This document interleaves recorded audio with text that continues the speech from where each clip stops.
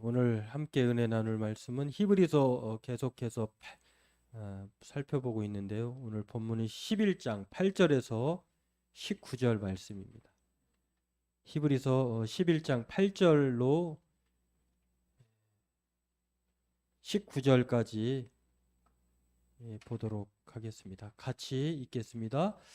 믿음으로 아브라함은 부르심을 받았을 때에 순종하여 장래의 유업으로 받을 땅에 나아갈새 갈 바를 알지 못하고 갔으며 믿음으로 그가 이방의 땅에 있는 것 같이 약속의 땅에 거류하여 동일한 약속을 유업으로 함께 받은 이삭 및 야곱과 더불어 장막에 거하였으니 이는 그가 하나님이 계획하시고 지으실 터가 있는 성을 바랐음이라.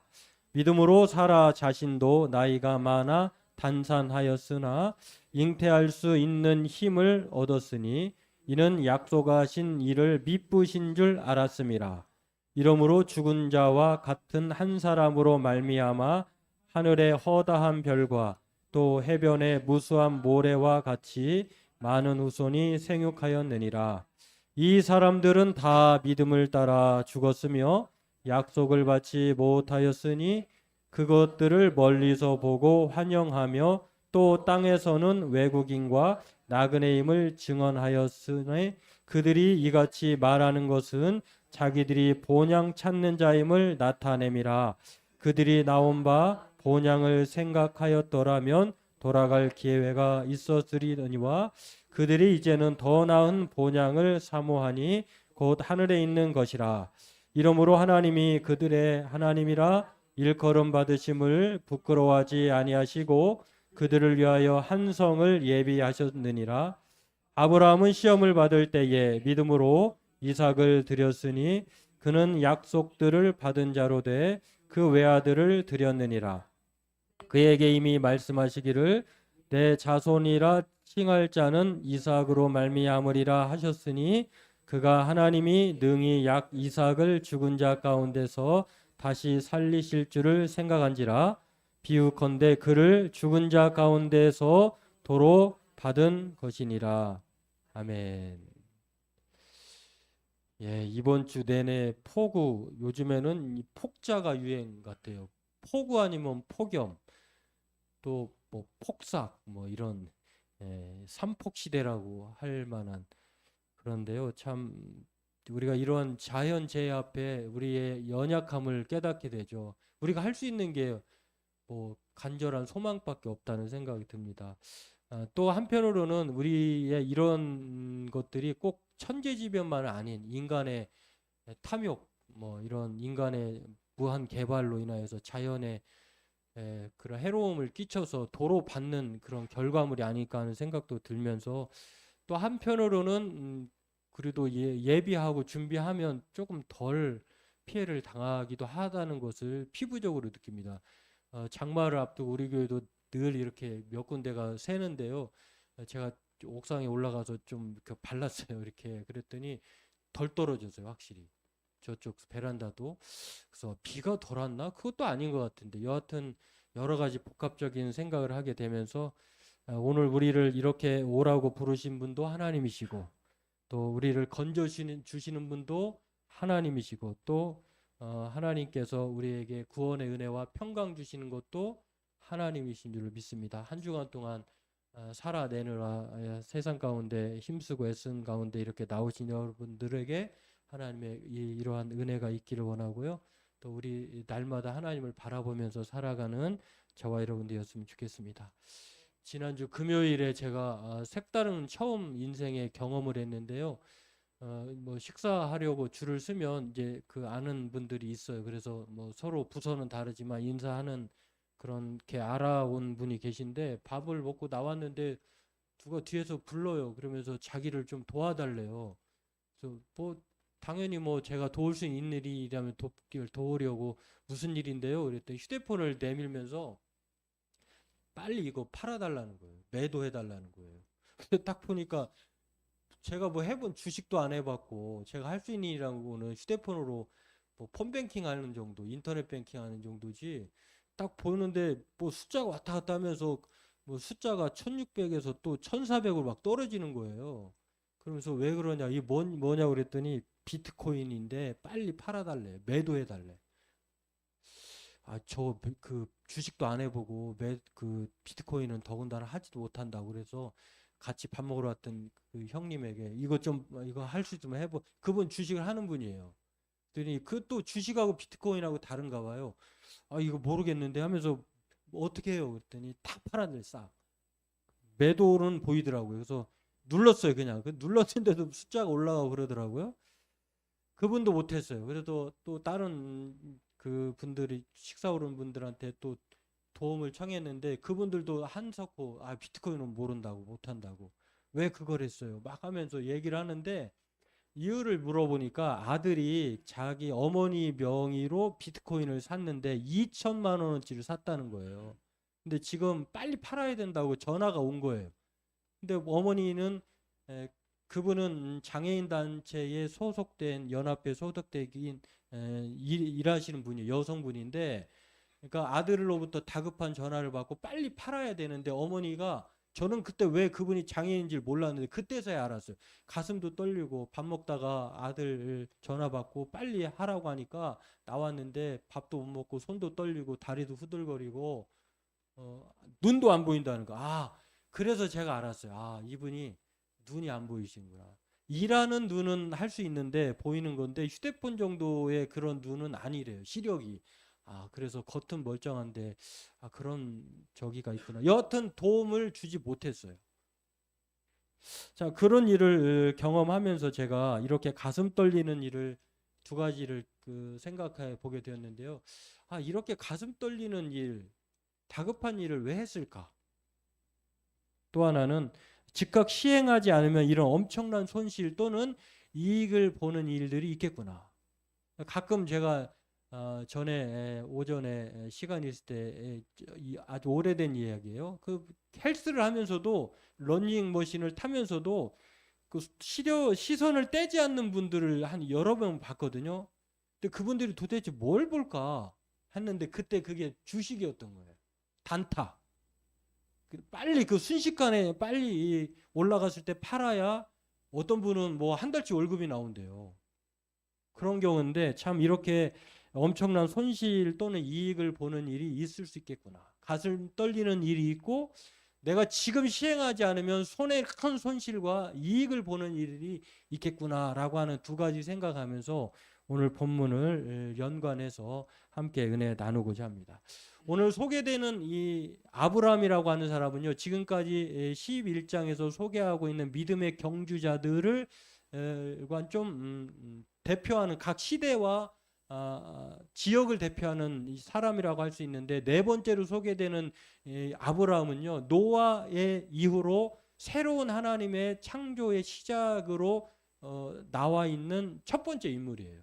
그러니까 이전에 아브라함 이전에 아벨, 에녹, 노아 이 세 명의 사람이 창세기 시대에 나오는 사람인데, 아브라함 이전 사람인데 이 사람은 어떤 사람이냐면 원 역사, 구원사가 아니라 원래 인류의 시작에 대표되는 사람들로 생각할 수 있는데요. 아브라함은 구체적이에요. 믿음의 시작으로 시작되는 인류의 시작이자 믿음의 시조라고 일컬어지는 사람의 이야기예요. 이 아브라함.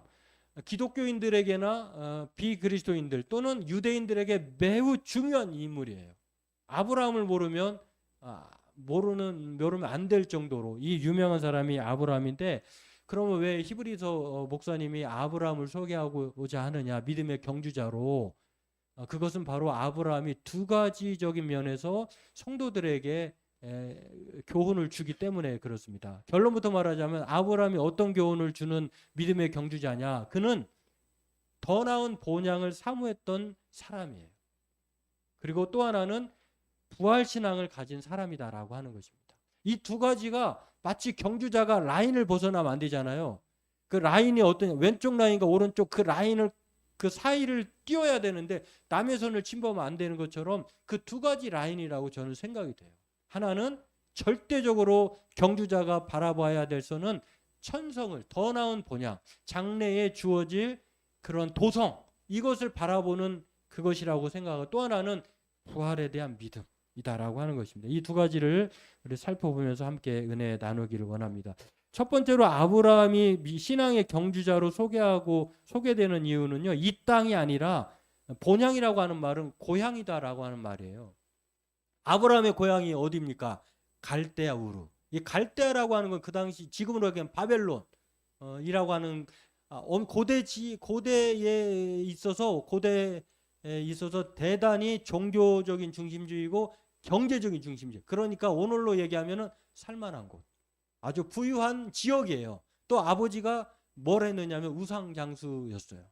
그러니까 대단한 가만히 있으면은 그냥 평생 편안하게 살만한 곳이 갈대아이고, 우르라고 하는 것은 그 단어의 뜻이 밝다라고 하는 뜻이거든요. 그러니까 갈대아 지역에서 대단히 밝은 지역에 살고 있는 상류층의 사람, 그런 사람이 바로 아브라함이에요. 근데 아브라함이 오늘날 하나님으로부터 이런 명령을 받습니다. 너는 고향, 본토, 친척, 아비 집을 떠나 내가 너에게 지시할 땅으로 가라. 어디예요? 어디인지 모르지만 내가 가라는 대로 가. 한 거예요. 확실한 목적지가 없이 부름을 받았는데 아브라함이 따라 나선 거예요. 여러분, 이게 있을 수 있는 일일까요? 그 당시에 본토, 친척, 아비 집을 떠난다고 하는 것은 모든 위험 요소를 감수하고 죽겠다라고 나서는 것과 같은 거예요. 왜냐하면 가만히 있으면 뭐 다 그 당시에는 그 족장 체제니까 여기 가면 아는 사람, 저기 가면 아는 사람, 누가 어려움을 처해도 와서 도와주는 여러 가지의 그 안전지대가 마련된 곳이 바로 아브라함이 살던 갈대아 우르예요. 그런데 그것을 떠나라고 하는 것은 대단한 모험이자 위험을 감수하는 일인데도 불구하고 아브라함이 떠났는데 그 이유에 대해서 성경은 뭐라고 말하느냐? 그가 오늘 본문에는 장래에 유업으로 받을 땅으로 나아갈세라고 8절에 말을 하고 있어요. 그러니까 그보다 더 좋은 땅을 생각하면서 떠났다는 거예요. 그보다 좋은 땅이 그 당시에는 없거든요. 갈대아 우르 외에는 그보다 더 좋은 곳이 없어요. 그럼에도 불구하고 오늘 성경은 그를 뭐라고 얘기하냐면 아브라함이 그렇게 한 이유를 가르쳐 주는데, 그가 장래에 유업으로 받을 땅에 나아갈세. 성경은 이 장래의 유업으로 받을 땅에 대해서 계속해서 14절과 16절에서 말씀하고 있는데요. 그가 바라본 장래의 유업은 바로 하늘의 도성이라고 하는 것. 이 땅에 있는 것이 아니라 하나님이 자기에게 준비해 줄 그 뭔가 다른 그러한 하늘 도성을 바라보았다라고 성경은 말하고 있다는 것이에요. 그러니까 아브라함은 땅에 살면서 갈대아 우르의 땅에 살면서도 이 땅의 사람이 아니라 하늘에 대한 믿음을 가지고 살았다는 것을 성경은 우리에게 가르쳐 주고 있다는 것입니다. 이러한 이야기가 창세기 15장에도 17장에도 또 21장, 22장, 25장에도 걸쳐서 쭉 나와요. 이 떠남의 순종이 가능했던 것, 더 나은 본향을 사모했던 이 아브라함에 대해서 그리고 그 나이가 그때 당시의 나이가 75세예요. 물론 우리나라 지금의 현재 나이로 추정할 수는 없지만 그렇게 동일하게 봐서는 안 되지만 아브라함 175세를 살았으니까 이 어떤 인생 절반을 하나님의 부르심에 순종했던 것을 보는데, 그 모든 이 안전지대를 위험천만한 행동으로 바꾼 이 아브라함의 결단에는 바로 그가 더 나은 도성을 바라보았다고 하는 거기에 있었다라고 하는 것입니다. 장래 유업으로 받을 땅, 더 나은 본향, 하나님의 도성. 이게 히브리서 12장 22절에도 하나님의 도성이라고 나와 있고요. 또 하늘의 예루살렘인 영원한 도성으로 히브리서 13장 14절에 나와 있어요. 근데 제가 이렇게 이 설교 준비하다 보니까 한 도성이라고 하는 게 사실은 그게 시티, 도시를 말해요. 그러니까 저와 여러분들이 미래에 이제 하나님 나라에 가게 될 텐데, 또 하나님이 우리에게 주실 텐데, 그 곳이 어느 곳이냐? 우리가 상상할 수 없는 갈대아 우르라고 한 지역이 아니라, 국한된 것이 아니라 정말 넓은 시티, 도시라고 하는 것을 우리에게도 이렇게 암시하는 것을 볼 수가 있습니다. 최근 보도에 여러분도 보시고 들으셔서 아시겠지만 이단들의 모여 있는 어느 지역이 압수수색을 당했어요. 뭐 그 이단의 대표적인 왜 그곳으로 다 거기 찾아가기는 좋을 것 같아요. 이단 하면은 떠오르는 그 지역을 가면은 그곳에 가면 다 가요. 뭐 마치 쇼핑몰을 하면은 거기에 모든 사고자 하는 것들이 모여 있는 백화점인 것처럼 가평이라고 하는 지역에, 물론 좋은 일로 압수수색을 당한 것이 아니라 불미스러운 일로 압수수색을 당하죠. 대표적인 이단으로 얘기되는 통일교, 그리고 신천지, 거기에 자기들만의 아방궁이 있어요. 궁전이 있어요. 통일교는 천정궁이라고 하는, 신천지는 평화의 궁전이라고 하는, 실제로는 그 이름과는 전혀 상관없는 곳이 바로 그런 곳이에요.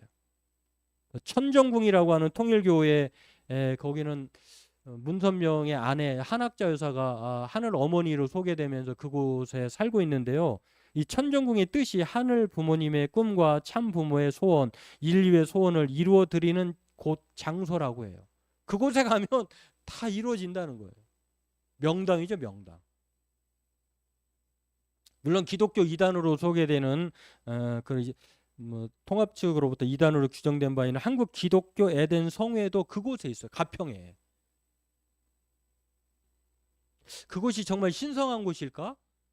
천정궁일까? 하늘궁일까? 평화의 궁전일까? 이런 생각을 해보게 되면서요. 여러분, 이 땅에 있는 그 어떤 장소는요, 물론 기독교도 여러 곳 압수수색을 당하기도 했습니다만, 이 땅에 있는 곳은 영원한 곳이 없어요. 예수님도 뭐라고 예고하셨냐? 마태복음 24장 11절 쭉 이하를 보면은 돌 하나도 돌 위에 남지 않을 것이다라고 하는, 유대인들이 영원히 멸망하지 않을 것이라고 하는 그 솔로몬의 성전도 멸망했어요. 무너졌어요. 그러니까 너무 이 땅에 있는 그 아방궁이라고 생각을 하고 또 영원할 것이라고 하는 도성은 없다는 것을, 그런 면에서 아브라함은 그래, 자기가 살고 있는 갈대아 우르도 영원하지 않다. 하나님이 예비하신 곳만이 영원하다고 하는 그런 영원한 도성, 천국 소망 사상이 있었다는 것을 우리에게 가르쳐 주는 것을 볼 수가 있습니다. 인간이 만든 궁은요, 교주가 죽거나 사라지고 돈이 떨어지면 완전히 그냥 없어져요. 분쇄되고 또 없어지고, 또 이런 천재지변이라면은 증축해야 되고 보수해야 되고 개보수를 해야 되는 그런 어리석은 그런 모습을 우리는 알게 됩니다. 그러나 장래의 유업으로 받게 될 아브라함이 바라본 도성은 어떤 성이냐? 그런 것이 필요 없는 것이에요.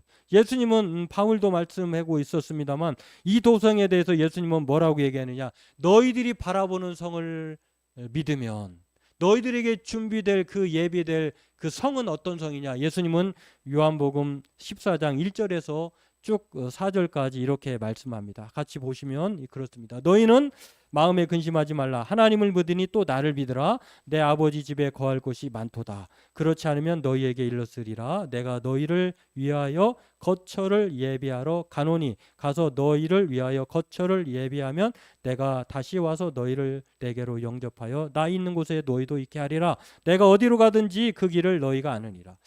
우리가 아무리 좋은 집도 하자보수가 있잖아요. 제가 함께 근무하는 어떤 동료는 6년밖에 안 됐다고 하는데 이름도 막 고급스러워요.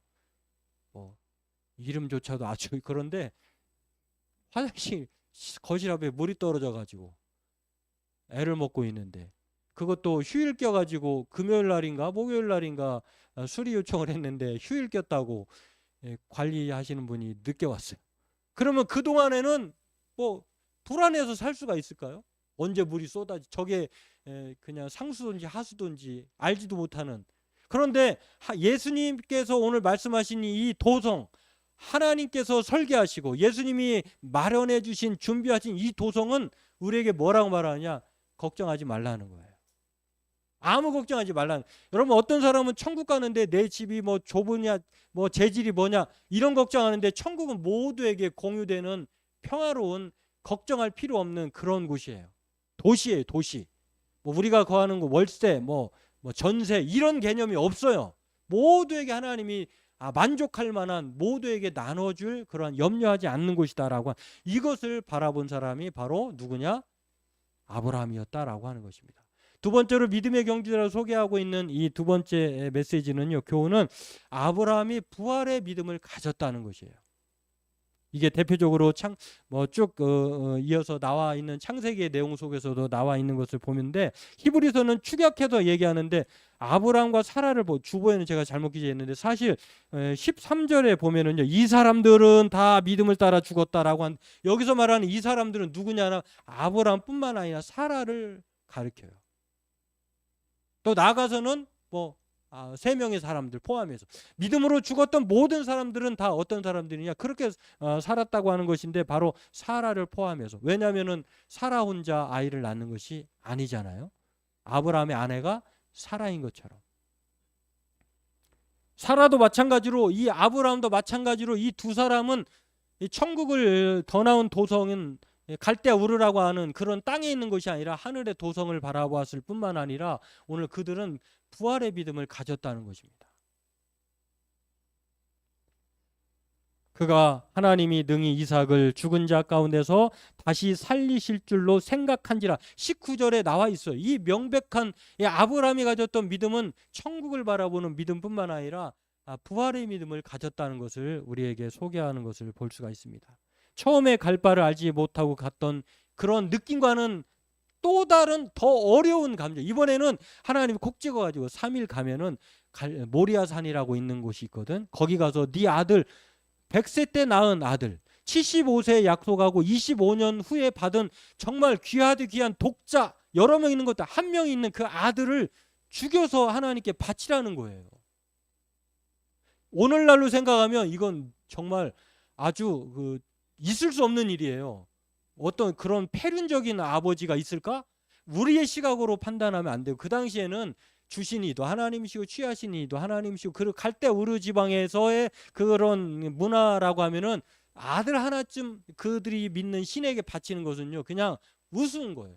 마치 내 소장품 하나를 주는 거와 마찬가지 개념이에요. 근데 그럼에도 불구하고 하나님이 왜 이러한 시험을 하셨을까? 어떤 시험이냐면 아브라함에게 이 부활의 믿음이 있는가를 시험하고자 하나님은 아브라함의 이런 요구를, 무리한 요구를 했다는 것입니다. 우리 시각으로 현재를 바라보는 것이 아니라 그 당시에는 그런 일들이 있을 수 있겠구나. 하나님이라고 하는 자기가 믿는 신들에게 생명을 하나쯤 바치는 것이야 당연지사였다고 하는 그 시대에 아브라함에게 하나님은 이러한 요구를 했다고 하는 것은 바로 아브라함이 부활의 믿음을 가졌는지를 말하고자 시험했다라고 하는 것입니다. 하나님은 유혹하시는 분이 아니라 훈련하시고 또 더 높게 그 사람을 평가하시기 위해서 이러한 시험을 내신다라고 하는 것입니다. 그런데 여하튼 처음에 그 부름을 받아 갈대 우르를 떠나라고 하는 그 훈련과 두 번째 이삭을 바치라 그러고 훈련은 매 한 가지로 어려운 거는 마찬가지인데 두 번째가 더 어려워요. 왜냐하면은 주었다가 뺏어가는 거잖아요.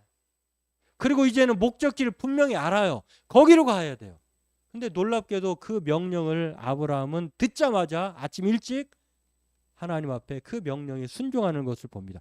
왜 그렇게 순종할 수 있었을까? 그가 바로 부활의 믿음을 가졌기 때문에 가능했다는 것이에요. 창세기 22장 5절에도 그렇게 말합니다. 그 증거가 이에 아브라함이 종들에게 이르되 너희는 나귀와 함께 여기서 기다리라. 내가 아이와 함께 저기 가서 예배하고 우리가 너희에게로 돌아오리라. 우리가라고 하는 것은 자기 아들 이삭과 함께 오겠다고 하는 것을 종에게 말하는 것이에요.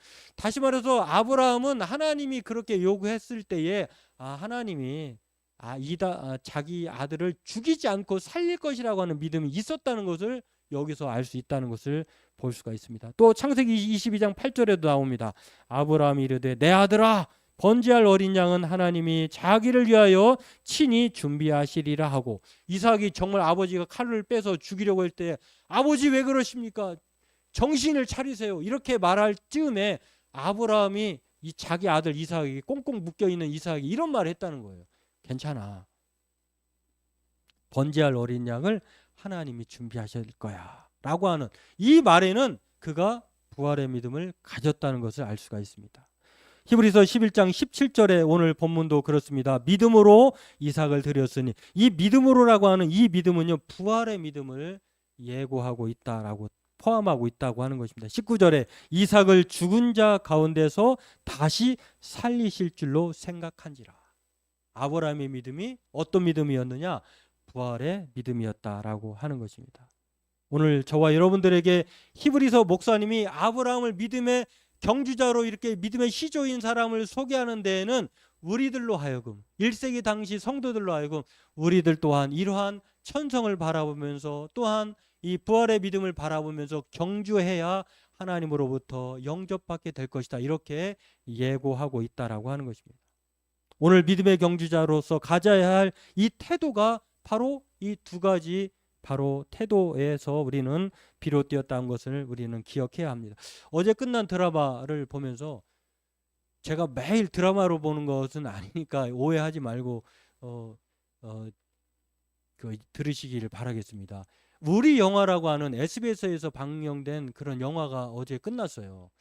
참 처음에는 뭐 이런 영화가 뭐 톤도 느리고 뭐 영화가 좀 졸리기도 하고 막 그래 드라마인데요. 근데 그 드라마를 인상 깊게 봤어요. 시한부 인생을 살고 있는 영화 배우가 되고 싶은 그런 이다음이라고 하는 드라마 속에 이름이 있어요. 그 작가가 아버지의 후광을 잊고 감독이 된 이재하라고 하는 남자를 만나서 감독과 배우로 만나는데 서로 사랑하게 돼요. 그런데 그 시한부 인생을 살게 되는 이다음이라는 사람이 결국 죽게 돼요. 죽어요.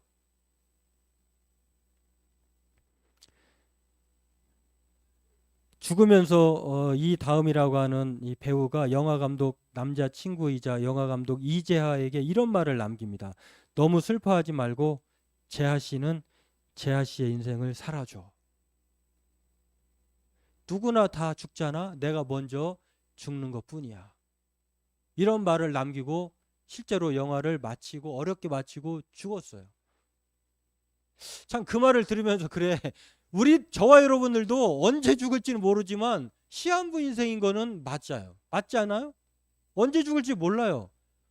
그때를 그 시를 하나님만 아실 뿐이지 우리는 시한이 정해져 있는 사람인 것만은 분명해요. 근데 그 시한부 인생 암으로 죽어야 하는 그 인생은 정말 우리보다는 좀 더 명확히 알게 되는 거죠. 근데 그 배우가 하는 말이 우리의 삶은 늘 영화 같다. 최선을 하루하루가 너무너무 감사하다 라고 하면서 그렇게 열심히 영화를 찍는 것처럼 실제로 영화를 찍고 자기 인생이 영화 같다고 생각하면서 성실하게 최선을 다해 살아갑니다. 그리고 그 끝에 그 드라마 속의 대사에 이런 내용이 있어요. 자막에도 나와 있는데요. 영화의 끝에는 함께 했던 모든 이들의 이름을 따뜻하게 읊어주는 시간이 있다. 영화 끝나면 우리는 바로 일어나잖아요. 근데 영화가 끝날 때까지 좀 어떤 분이 그런 말을 하긴 하더라고요. 영화가 끝날 때까지 좀 영화를 축 젖어서 생각도 하고 자막이 올라갈 때까지 스텝이 누군지 그 이름이 쭉 나오잖아요. 그럴 때까지 그 이름들이 다 올라갈 때까지 시간이 있다는 것입니다. 그 따스한 마지막 순간이 오기까지 영화는 인생처럼 엔딩을 향해 쉴 새 없이 달려간다. 그리고 또 어떤 인생은 엔딩이라고 생각한 그 순간부터 시작할 때가 있다. 여자친구를 잃고 감독은 1년 동안 또 어느 잠깐 동안 정신없이 그렇게 슬픔에 젖어 있었다고 하는 것입니다. 그러나 그가 다시 그 사랑하는 여인의 음성을 떠오르면서 재하 씨는 재하 씨의 인생을 열심히 살아줘 라고 하는 그 말에 힘입어서 사랑하는 여인의 말을 믿고 다시 일상으로 돌아오는 것을 봅니다. 여러분 우리 인생도 바로 그렇다고 생각합니다. 우리의 삶은 늘 영화 같아야 돼요. 영화를 찍는 것처럼 우리가 좀 최선을 다했으면 좋겠어요. 그 영화 속 아름다움을 살려고 우리의 삶을 매우 소중한 시간으로 여겼으면 좋겠다고 하는 그 영화 속 그 주인공의 말에 저와 여러분들이 공감했으면 좋겠어요. 그 끝과 시작은 때로는 우리에게는 부활이 있기 때문에 끝이 아니라 시작이라고 하는 것. 아브라함이 바로 그렇게 살았다고 하는 것입니다. 오늘을 살아가게 하는 힘은 바로 영화 속에 이다음이 이재하를 살게 하는 말이었던 것처럼 저와 여러분들을 살게 하는 말은 하나님의 말씀인 바로 부활이 있다라고 하는 그 말이어야 한다라고 얘기합니다. 신약 성경에서는 바울이 이것을 매우 강조했어요. 부활이 없다면 저와 여러분은 가장 불쌍한 인생이다. 고린도전서 15장 19절에 그렇게 말씀합니다. 우리의 장막이 무너진다고 하도 우리가 죽어서 우리의 껍데기가 사라진다 해도 걱정하지 말라는 거예요. 왜냐하면 하나님이 예비하신 하늘에 있는 영원한 집이 우리에게 있고 우리의 몸이 부활할 것이다라고 하는 것을 믿으라고 말씀을 합니다. 오늘 믿음의 경주자인 아브라함이 우리에게 보여준 것은 장래 유업인 하나님으로 받게 될 더 나은 본향을 바라보았다라고 하는 것. 그리고 다시 살 것이라고 하는 이 부활 신앙이 우리를 살게 하는 힘이다라고 하는 것입니다. 바라기는 아브라함을 아브라함 되게 하신 것. 여러분, 아브라함이 어떤 이름의 뜻이 무엇입니까? 그냥 한 민족의 아버지, 높은 자의 아버지라고 하는 이름의 뜻이에요. 43번에 보면 고귀한 아버지. 다시 말해서 이 아브라함은 그냥 하나님의 도성도 안 바라보고 부활의 믿음을 갖지 않고 갈대아 우르에서 그냥 살면은 그냥 아이도 낳지 못하고 그냥 이름 없이 그렇게 누구의 아담의 20대 손, 노아의 10대 손으로 그냥 끝났을 것입니다. 그러나 그가 이렇게 두 가지를 믿고 살아갔더니 아브라함이 되었다라고 하는 것. 그 아브라함은 모든 열국의 아버지, 다시 말해서 모든 믿는 자의 산자의 아버지의 이름이 되었다라고 하는, 그게 누가 그렇게 하여 주셨느냐? 바로 믿음의 신실한 경주를 행할 때에 하나님이 그렇게 만들어 주셨다라고 하는 것입니다. 바라기는 저와 여러분들도 단지 갈대아 우르에서 하나님의 부르심에 순종하지 않고 살게 되면 그냥 막벨라 땅에, 그냥 굴에 어느 한 땅에 매장지에 죽어 없어질 알지 못하는 사람으로 살게 될 것이었지만, 그러나 하나님 앞에 이렇게 믿음으로 살게 되면 하나님께서 아브라함을 아브라함 되게 하신 것처럼 우리 또한 하나님 앞에 이러한 명예와 죽어서는 천국의 기쁨을 얻게 되는, 영접받게 되는 그러한 영광스러운 우리가 될 것이라고 하는 것을 생각하면서 오늘도 우리 앞에 당한 믿음의 경주를 성실하게 최선을 다해 살아가는 저와 여러분 되길 주의 이름으로 축원합니다.